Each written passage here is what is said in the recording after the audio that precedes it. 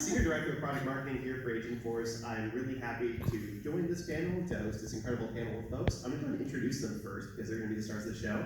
We have Sasha Fairlecker. She's our VP of Product Marketing for AgentForce. She leads all our AgentForce stuff. If you like it, that's her. We also have, which I know you do. We also have Delia Carboni, who's the CIO of Shark Ninja. Really happy to have you here. I'm a big Shark Ninja guy, so I have both Shark and Ninja products, so I'm very, very happy to have you here. We have Roller Rodkar. Roller Rodkar is our EVP and GM of Unified Data Services and Data Cloud. He leads that product effort. And today we're going to be talking about why you don't need to DIY your AI with this panel. And this is something that's top of mind. We discussed this in the keynote. We shared some of what we're hearing really from our customers, which is that it's a really compelling idea. You want to look at the model layer, for example, invest in fine-tuning a model, maybe even building your own model from scratch.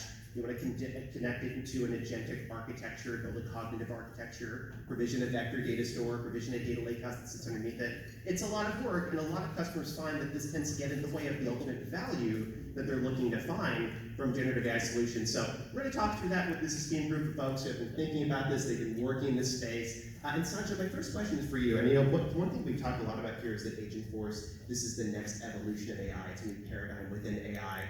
What does that mean to you? What is so different about this from a development and usage standpoint than other generative AI solutions we've seen in the past couple of years? Yeah, it's a good question. Oh, hello. Cool. Okay.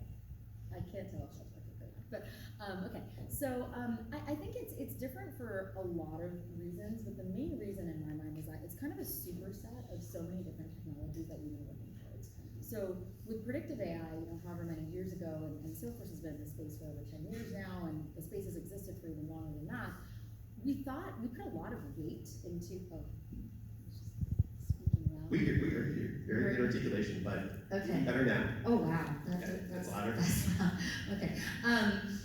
So as I was saying, predictive AI, we put a lot of stock into, predictive AI is going to change the world. And let's be honest, it kind of fell a little bit short of that because predicting an outcome or predicting a number or something like that is not nearly as good as taking action for you or completing a job for you.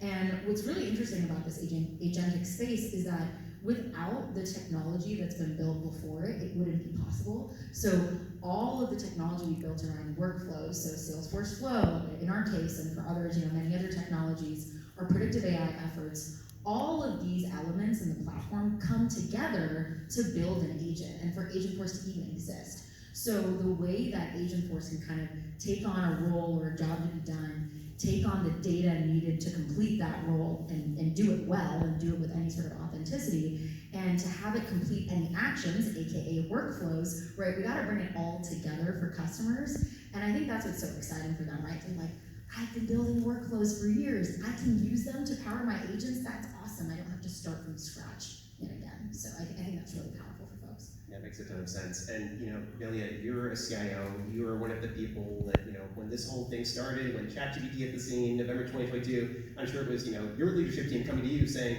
how do we get to this? How have you been you're talking about Shark Ninja here, amazing focus on customer loyalty. How are you applying generative AI today and thinking about these agentic solutions towards fostering greater customer loyalty at Shark Ninja? Yeah, so it runs the gamut. We're using generative AI in several places, whether it's to help us in identifying personas on who wants to buy our products, or whether we're doing it to drive automation in some of the back ends, we're using it there. But I get really excited about the opportunity to enhance the customer experience, and I think this is the big win for us. We're in 35 categories where we like to pride ourselves on 5-star ratings on our products, and when we can delight that consumer navigating wherever they are, the opportunity to better understand what the right product is for them, I think it's going to take it to a whole different level. So I'd say we've done a lot of dabbling, and we've got like 100 pilots going on in the generative AI space, but this one, to me, is the one that we're really excited about because it really touches that consumer experience at a whole different level. Kind of demystify which vacuum cleaner do you want, hair dryer, because we make so many great products. So I think it's going to be really exciting to watch that come to life. Yeah, I think that makes a lot of sense for us over here. The opportunity for something like that, just that product differentiation, helping people match to the right product that you offer, that's incredibly valuable. And Rahul, building on that, that requires, of course, a rich array of data and having the perfect tapestry of data and metadata. You do product or data cloud, the product organization there. How is AgentForce better with Data Cloud? What does Data Cloud provide to build that accuracy and that richness of information that we're talking about over here? Yeah, thanks, Ryan. So in the past, we've talked about the fact that AI revolution is a data revolution, and AI revolution also is a trust revolution as well. So what Sanjana said, it's a summation of all the innovation that we've been doing over the last several years that really helps us bring the data to life along through AI. And speaking of Shark Ninja, if you take an example of multiple brands, we have one big bank in South America that does something really simple. When we talk about data, it's not about just the data, it's about the silos of data that are brought together for it to be harmonized and unified. What does it mean for harmonization? A simple example would be Interbanco in South America. They have web and mobile properties. Then they have these ongoing engagement with customers through the transaction source, whether they're trying to solve incidents or whether they're trying to engage with customers through marketing programs. The notion of harmonizing that would be, what are these people doing on the web and mobile? That's a different silo. One of the largest entertainment companies in the US told us that they have 150 sources of data that talk to them about what the customer is trying to do. Now, bringing all that together, harnessing that, for that to be a meaningful source of truth in a trusted way, for it to be delivering value to AI, is essentially what we've been really investing along with the rest of Salesforce platform. That now comes to life through AgentForce. AgentForce, simple act, like Sanjana was saying, it's all about predictions, it's about generation and actions. So all of the data that is driving actions, minor changes upstream in data can drive to downstream actions. All of that is now powered by AgentForce. That makes a ton of sense. And so, Sanjay, I have a question for you. That relates to one of the things that we announced today, which is AgentForce Testing Center. When we think about DIY and some of sort of the trappings of that, what does it mean? What is this AgentForce Testing Center, and what does that mean for folks that are trying to really scale an agentic solution without having to go and DIY critical parts of that stack? So testing center, and I smile because it's my favorite. You know it's my favorite. I know it is. And it's my favorite for a couple different reasons. I think the first is that when people think about DIY, they often think about the thing that they're building and not how to maintain it. And even if you have your favorite LLM du jour that you've linked up to a system with an API and you figured out the data stuff and you're like, Salesforce, what are you talking about with AgentForce? Okay, tell me how you're gonna maintain that. Tell me how you're gonna test it for every version of every utterance that every customer could ever have about every question that they could ever ask your agent. And that's when it starts to fall apart, right? And so with Testing Center, giving our customers, or trailblazers, or agent blazers now, right, the ability to not only build the solution, not have to think about different, programming languages and different open source projects and all those sorts of things to build the actual agent, but to then maintain it and test it the same way we've done with the platform since day one. I mean, ALM, application lifecycle management, has been our thing for a really long time. And it's because it wasn't just enough for us to give our customers the ability to build a mobile app or to build a next-gen application. They have to test it and monitor it and also make sure that it's meeting those customer expectations time over time over time. So I think Testing Center is huge. It's really exciting for us to not only bring the innovation of what to build to the market, but how to build it most effectively, and Testing Center is the best example of that right now. Yeah, it makes a ton of sense. Evolving ALM to kind of a new ALM. We get to keep the alliteration. That's great. Agentic lifecycle management. That's fantastic. Bailey, turning to you, I mean, one thing that we're curious about, and you probably have a ton of conversations with your CIO peers like this, what are the non-negotiables that you're considering and that you're evaluating when you're looking at any type of generative AI solution? What are the most important things that have to be checked off for you? Yeah, I think it's a few things. I think it's very easy to go in a lot of different directions. So I think for me, I'm trying to really get scale around the things that drive better consumer experiences. Very selfish about that. I think the way that we leverage the data in these different platforms, privacy, all of that, obviously those are the non-negotiables. But I think what I get really excited about is companies that want to come in. We're a very innovative, small, scrappy shop, which is very different than what I came from. And it's exciting to watch like the pace of innovation that we have. I need companies that also have that sense of urgency around creating like the best product, the best experience for our consumers. So looking for that sort of energy in companies that want to go experiment with us, but yet never lose sight of we want to deliver the best experience. I think those are some really important things. And then, like I mentioned before, obviously the privacy, the data organization, all the other things that we want to do as we're talking through some of those options. I think we're pretty selective on that, but there's just a lot of hype around this whole space, and every CEO wants to be on the forefront of it. And I think for me, the one thing I'd say is, I get very excited when we're in with strategic partners like Salesforce, that we're doing so much other work with right now. It's sort of nice to have the bigger company feel, or the bigger company player in that, because you guys are experimenting and doing so many great things, and sort of we're learning from you, and we can go on that journey of that, and that just gives us a greater scale too, to deliver more, better consumer experiences, to delight our 5-star rating on our products. Which I know is critical too, and that gets to some of the interplay here. You need an agentic experience, but it also has to build on this trusted foundation, so you can experiment with urgency, but maintain that level of quality. Rahul, getting to something that Sanjana was mentioning too, this idea of, an ALM, Data Cloud has evolved here to, you really push the capabilities of sandboxes, these pre-production environments we have to support Data Cloud. What has that meant for you, for your product strategy, to kind of have this full testing lifecycle for Data Cloud? Yeah, many of you know that Data Cloud has been around for the last 3 years. I've talked about it repeatedly as being the fastest growing organic innovation in the history of our company. For good reason, we have gone through innovation, we ship quite often. Now, when it comes to sandboxes, talking about agentic lifecycle management, sandbox is done at the scale at which we're doing with Data Cloud, with the kind of data that we have in there. We process over 2,300 trillion records just last quarter. Doing it at that scale is a non-trivial thing from a sandbox standpoint, from an ALM standpoint. That's the innovation that we've driven to the point where now sandboxes in general, the holistic sandboxes when we talk about it, Salesforce platform sandboxes that include Data Cloud now, something that we've been working for many months, many years as a matter of fact, and then we released it a little while back. We made it now relevant for the ALM or the agentic lifecycle management use. It's in some sense, think about agents as being mini applets, if you may. They do need their entire lifecycle for them to go through what is needed for them to deliver the right answers for our customers and actions.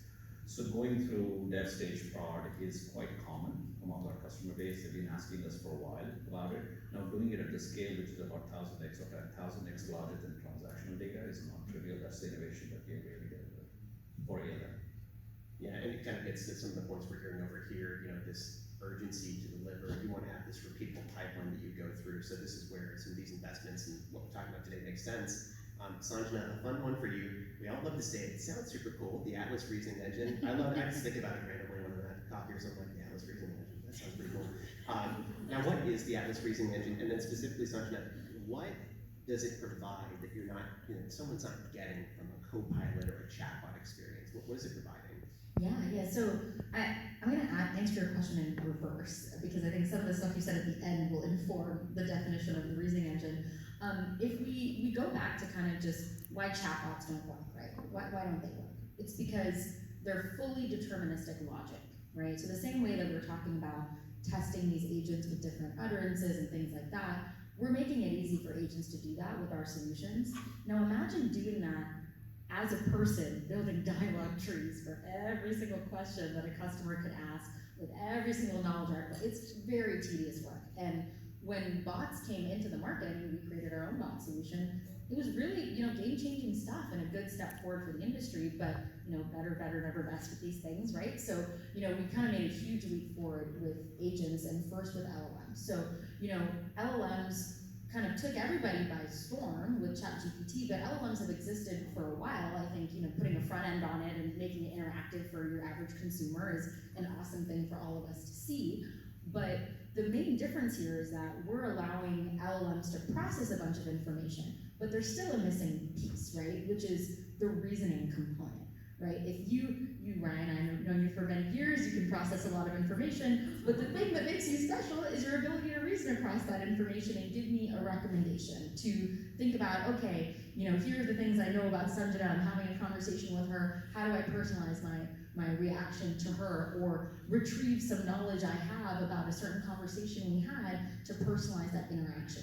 That's what we want an agent to do, and that's what the Atlas Reasoning Engine does for us and for our customers. So what's great about Atlas, and you were talking about a culture of innovation, and I really feel that we have a strong culture of innovation at Salesforce. The Reasoning Engine came out of work that our research team not only created, but tested with customers, right? We partnered with customers to say, is this something that you need? Is this reasoning capability something that's really vital to your adoption of these new AI systems? We didn't have the name AgentForce yet, but then as AgentForce kind of came to be, and this ability to reason and take action became really a core pillar of AgentForce, that's kind of how it all came together. So it's a huge step forward. I mean, and when it comes to co-pilots, I mean, they are co-piloting a certain task for you, but they're not taking action, right? They might be giving you information, but it might be information you already had, or it might be stale by the time it gets to you. So it's not a full-featured solution to what we're trying to do, which again, is to look at a job to be done, look at a role, and complete it with AgentForce. Yeah, that's a great answer, and also, just to build on that, I'll also kind of emphasize again, just the partnership with research is so critical here, because they were looking at some of these, and something that we're all kind of thinking about here, you're looking at all the deluge of papers coming out, and then thinking about how can we apply these to fix some of the gaps we have, including, yes, very capable Q&A capabilities, but what people really want is action. They want the trusted ability to invoke workflows, to call functions, as some would otherwise say. Velia, turning to you as well, you're hearing about this, you're experimenting with us. When you think about agents that you want to bring to Sharp Ninja, what are some of the most enticing use cases for you in terms of agents within the role of a commerce organization interfacing with a beloved customer base? They love your products. What are some of the use cases that you're most excited about? Yeah, I just want to add one thing. I think the thing that's going to be the game changer is the authenticity and the personalized feeling. Because chatbots historically, they feel like a machine. Like it feels very not personal, and it doesn't have that authenticity. And if I bring that into the Sharp Ninja culture, we started an infomercial, so it's all about bringing the passion of those products to life. I know it sounds crazy to still talk about them, but there's something about that really that authenticity comes through when you're able to dedicate 40 minutes to learn about a product. And I think it's how do we now digitize that in a way that we can bring that to life for our consumers. So I think a big opportunity for us is as we roll out on commerce, so we're under a massive transformation across a lot of our consumer-facing staff. And I think the thing we got very excited about this is we're in 35 categories. We've got a lot of products in each of those categories. We're inventing several new categories coming your way next year. I'll do a call out for that. And I think it's how do we help that consumer on that personal journey of what is the right product for you. So you're not spending 40, 50 minutes trying to figure out which vacuum cleaner is the right one to get based on what your needs are. So I get really excited. I think that's the one I'm most excited about right now is how do we really drive that personal kind of super engaged customer base that we've always had that wants to learn more about the product, but make it easy for them in a digital environment. I think that's going to be a really big game changer for us is to drive that consumer experience. We want a 5-star consumer experience.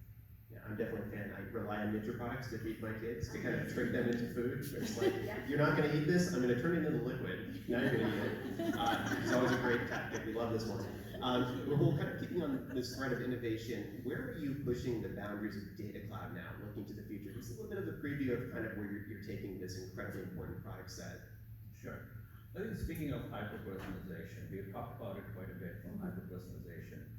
Now, it's been limited by the amount of use of data in the enterprise. If you think about 90% of the data in enterprises is unstructured. What do we mean when we say unstructured data? Simple things like your Word documents, your PDFs, your email transcripts that might have privacy safe, of course, and then your videos, your audio transcripts. All of those really constitute about 9 and 10 megabytes or gigabytes of data that enterprises have. The number itself is not that really relevant. What is relevant is how and how much of it are you bringing to life for you to deliver these customer experiences that we're hearing here. And that's an area where we've innovated in the last close to a year on unstructured data. Now we just got started about a year back. Simple things like building a vector DB. You might think a vector DB is a dime a dozen, everybody has one. Then it goes back to what Sanjana was saying, which is the reasoning engine on top of it. The idea that you will drive transform the unstructured data, when you transform it, we call it chunking. This idea that you would chunk it into something that's a mathematical string, but I can stop mid-sentence, but you want to chunk at a semantic level, as in can I complete a conversation to the point where it is semantically meaningful? Can I chunk at the level at which it's a paragraph that then can be referenced somewhere else? Those are things that we are making as choices dynamically inside of Data Cloud as to how we chunk, as an example of what we refer to as a reasoning engine. And then as you represent that in vector databases, you start, the embeddings are nothing but mathematical numbers or representations of these chunks that I just referred to. So whether you're speaking in French or English now, both of them mean the same, and it can translate from one from the other because you have mathematical representations. And then doing cross-references of that in real time, sub-second real time, is a pretty interesting task, as in I go to the 4th paragraph in every PDF document, and then look at the transactional data from Sales Cloud or Service Cloud, and then bring that together. And how do I bring that together with the web and mobile? This is the power of a metadata platform. The idea that I have a metadata construct that says that Rahul is a certain customer and he has touched this customer and he's touched this business through various different touch points. He's signed this agreement with this business and that's stored in a PDF document. And the last time when we've had an audio call with this person, these are the transcripts. Imagine bringing all of that together across all silos, unlocking the data, and then harmonizing it and unifying it. That is unstructured and structured data with the metadata underlying that we have that is bringing to life the kind of hyper-personalized experiences that you're referring to. And if I could just add on to that, I think for me, what I love about Data Cloud and all of the innovation that you mentioned is that we're also making it simple for a community to use all of this technology, right? Everything that Rahul stated, a lot of that terminology is usually saved for the data scientists, the IT department, or specialists in these technologies. And we announced our hackathon winners this morning, which is really fun. We had our agent blazers hard at work in the basement of Javits somewhere for 2 days, hacking away at Data Cloud and AgentForce, and being able to really get their hands on the technology and not even have to think about all of the elements under the hood, but focus on the customer experience, right? Yeah. Focus on the thing that they want for their customer, and it's simplified in the way that they build it. So that's probably my favorite part of where we're going And I here. think when you think about it from a company, like you can't always just keep adding people to do the jobs, and I think the way the technology's evolved. So for me, in my group, I'm the CIO at the company, I don't have limitless funds to just go hire. And I think the tools have made it much more accessible and simpler for people to do, so that's where we leverage folks like you guys to do a lot of the thinking, and then we're just sort of bringing together the use cases and bringing those to market, so it's a really good balance. A good example of why we don't want you to DIY your AI. If you heard Rahul and you're like, chunking numbers, are we talking about numbers? This is what we're trying to take care of for you. Thank you all so much for kind of this first round of questions. Now I'm going to turn to the group over here. What questions all of you have for our panelists over here?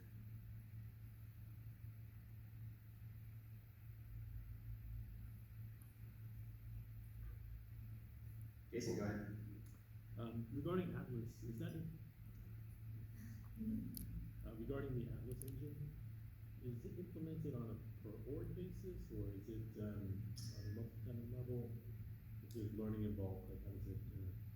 Yeah, so you should, and maybe Rahul, you can expand upon this too. You should think about Atlas as a part of our kind of AgentForce architecture versus a feature. It can be kind of like a confusing thing with the naming and all of that, but it's a part of our architecture and a part of the stack itself for AgentForce.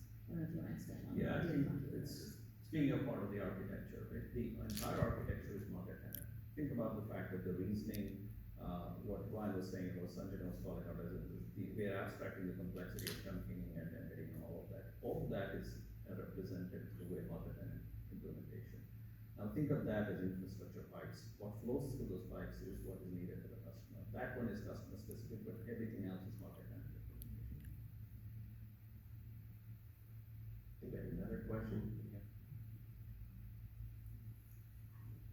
What type of data and metadata is used to train AgentForce agents, and how is that different from what other companies building agents are training their agents on? Okay. Sure, yeah, it's a good question. So I think for a lot of our customers, there's two parts to the question, right? The first is which model are they using under the hood, and then what are the prompts and actions that they've built on top, or prompts or actions, but the prompts that they've built on top of that, right? So essentially, what we're enabling our customers to do is if they want to use a different, model under the hood for a certain task, they can do that. And if they want to bring in certain types of data into their prompts that are data in Data Cloud, it might be a retriever that searches across their entire knowledge base or several knowledge bases, then they can do that too. So it's less about, our customers thinking about, I'm going to go and train the AgentForce model on my data, which is a kind of colloquial way that we would have talked about predictive AI. But for generative AI and for agents in particular, it's more about what is the information that I'm bringing into the prompt or into the actions that are powering the agent versus training the model itself. It's kind of operating at a different level. If I could add something to that too, you mentioned data and metadata. That's an interesting question also, and it's something that's unique to us, is that we have this rich tapestry of metadata. And that metadata is important because that is what's going to lead to high precision. And something that Rahul's teams have been working on here is taking that metadata and actually doing retrieval augmented generation in the context of that, So we can understand, for example, every organization might have a different definition of a case or an account or an opportunity, but we can respect that to ensure that the answers that an employee or customer receives are of a higher quality because they are grounded not just in the data within the organization, structured or unstructured, but also that metadata that is very much business specific, if that makes sense.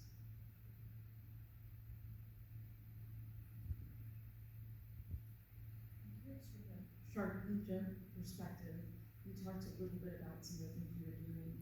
Where are you in terms of AgentForce touching customers right now? And how long did it take you to get there? So actually, we're on the beginning part of that, but we've been in discussions for several months, so we've got some experimentation work that we have underway. So for us, would be some point early next year, or middle next year. But it's, yeah, we're excited. We're doing a lot. It's not just this, this is one of many projects that we've got underway.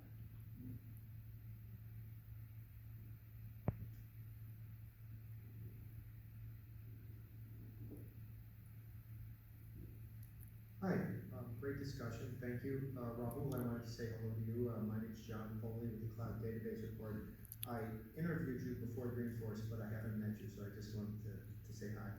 I have a question, which is, it sounds easy to get these agents started. You can ramp them up in a few minutes. But I'm wondering, how long does it take before they become expert and really efficient and able to drive business value?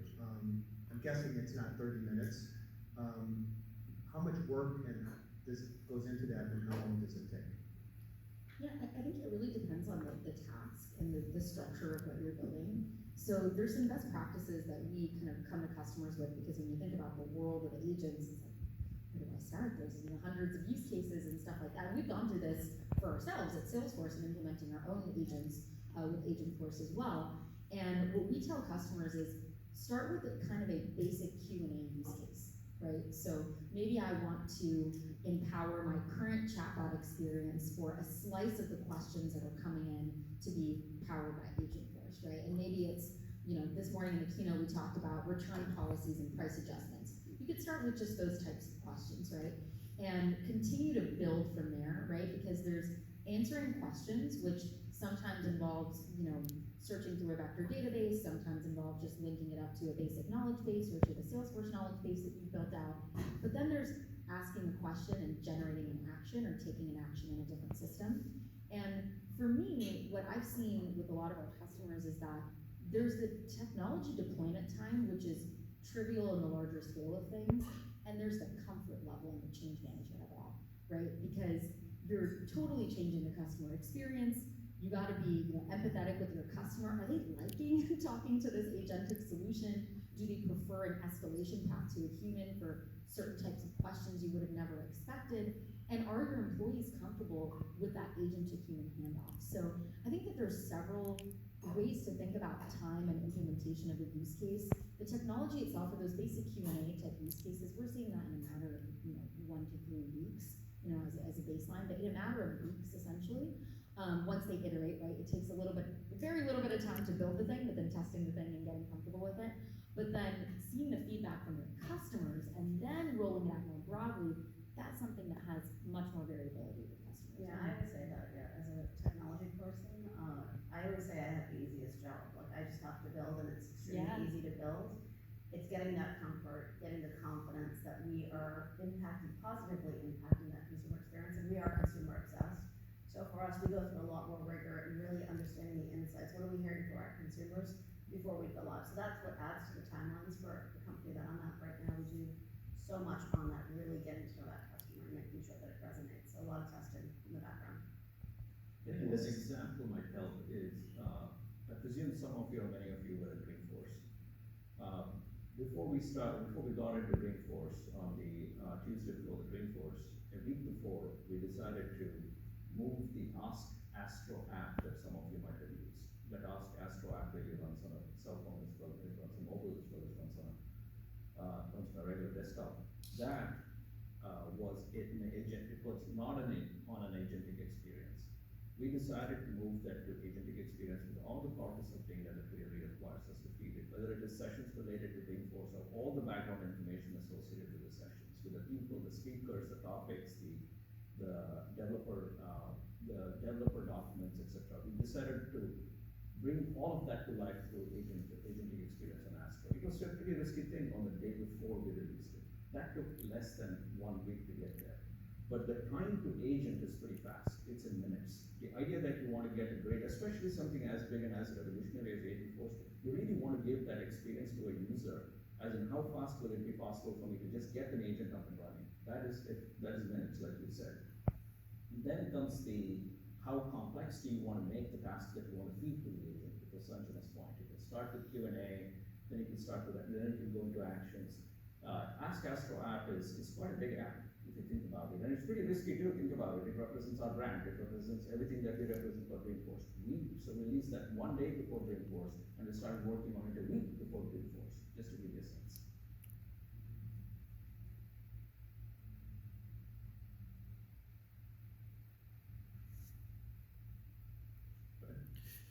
How would customers go ahead and acquire AgentForce and the testing center? Like, how would they go about that process?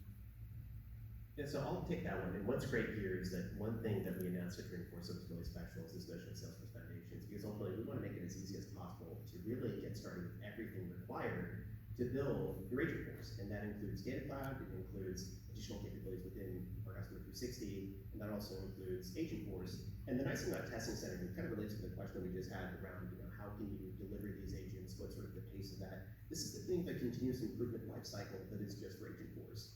And what's unique about it is with Testing Center, where do you use Testing Center? You use it in the sandbox, where all of your other configuration work, your testing work is happening, because we really want you to test these in parallel. So the answer is Testing Center will be available when it's GA in the first week of December within sandboxes, so that you can go and perform all the testing, understand as you get past maybe that first Q&A use case, which is already incredibly valuable, you start looking at, I wanted to autonomously take action, I wanted to create cases or update cases. You're going to use Testing Center to make sure, do I have sufficient instructions and clarity of instruction within my agent, my topics, to go and get to the right sequence of actions and outcomes. And then from that, all of this is going back to Data Cloud. So you have this refinement loop here where you're seeing, we have capabilities for audience analysis and for adoption that help you understand what am I seeing succeed, what is being used the most, and how can I use that to build a better and more robust AgentForce. And so we're excited to get that going here very shortly.